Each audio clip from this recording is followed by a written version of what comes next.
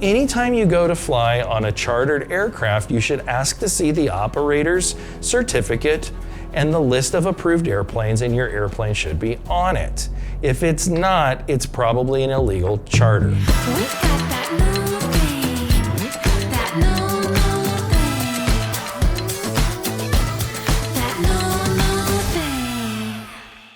Hey everybody, let's talk about how to charter a private jet. First question, how do you know that the aircraft is legal to be chartered? This is a question a lot of people just totally miss and don't even think about. You think just because you get a price to go fly on an airplane, you never think about, am I actually safe in this airplane actually available to be chartered? So the first thing you have to know anytime you're about to charter an airplane is who is the operator? The word operator from an FAA perspective is actually a legal term.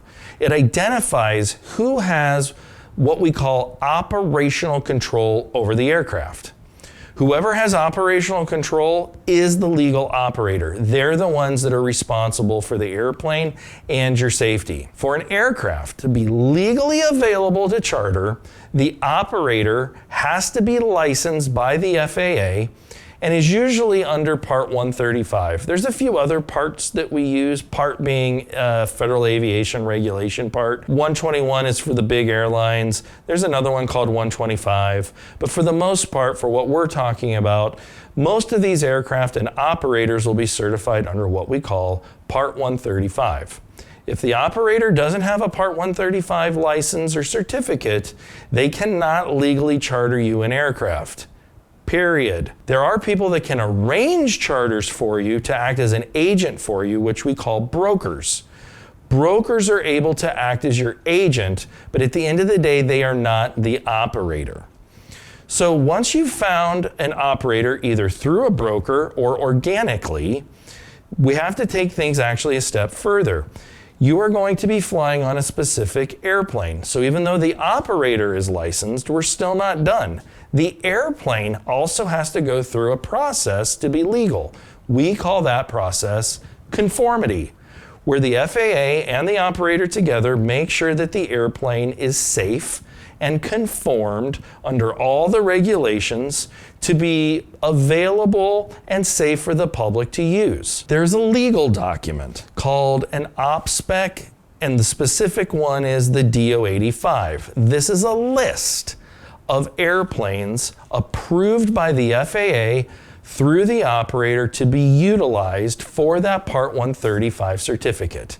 Let me say it a little bit differently.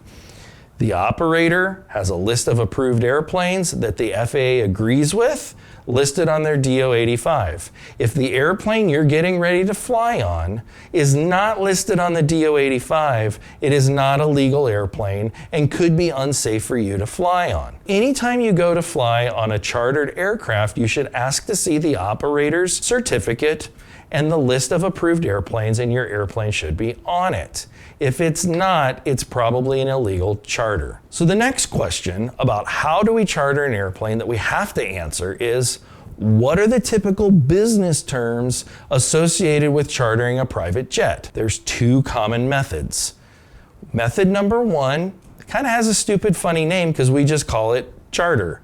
Even though everything we're talking about today is how to charter an airplane, and there's different methodologies to do it, method number one is commonly referred to as charter. You'll also sometimes hear people say just charter. Well, how'd you get here? Well, it was just a charter. Okay, so a charter flight typically will have a specific date, a specific time, specific airports. These charters with these specifics are often the cheapest method in terms of flying on a charter flight. Here's the catch. The problem is that they often have the worst terms. And what I mean by the worst terms is it has the worst business terms. For example, you can't cancel. You can't change the itinerary. You can't go to a different airport. If the weather's bad or your plane breaks or has some kind of mechanical issue, typically your best case scenario is you'll get some of your money back.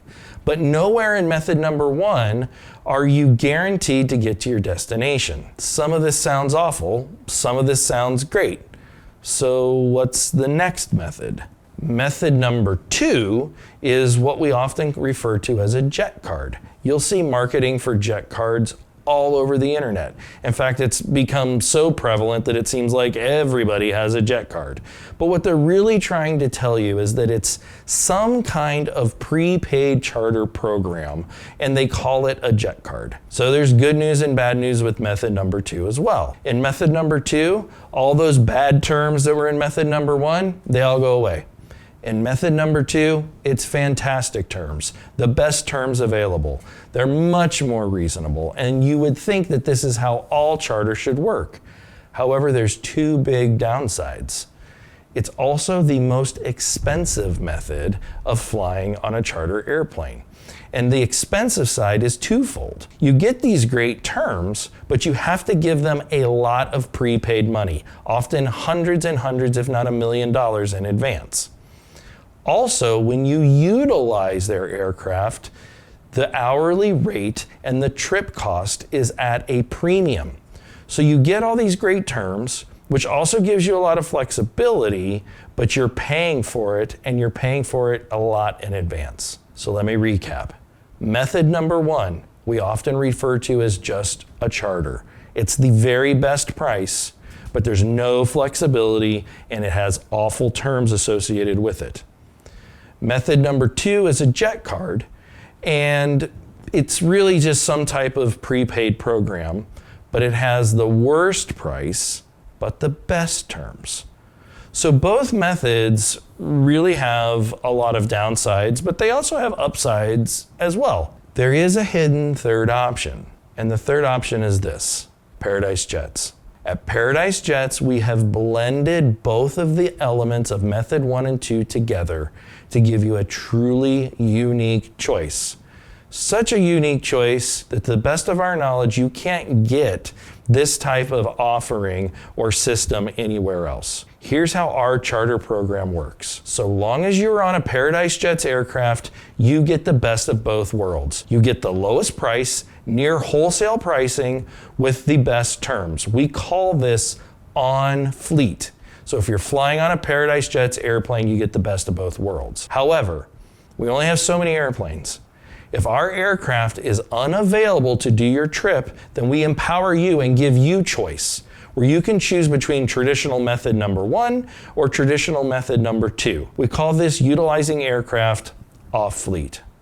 So to summarize it, if you commit to working with Paradise Jets, our charter program gives you the best of all methods, so long as you're on a Paradise Jets aircraft. If our airplanes are fully booked or unavailable or on the wrong side of the country to where it doesn't make any sense, then you get to choose between traditional method 1 or traditional method 2. I'm Jamie Thomas. This is Paradise Jets. Come fly with us.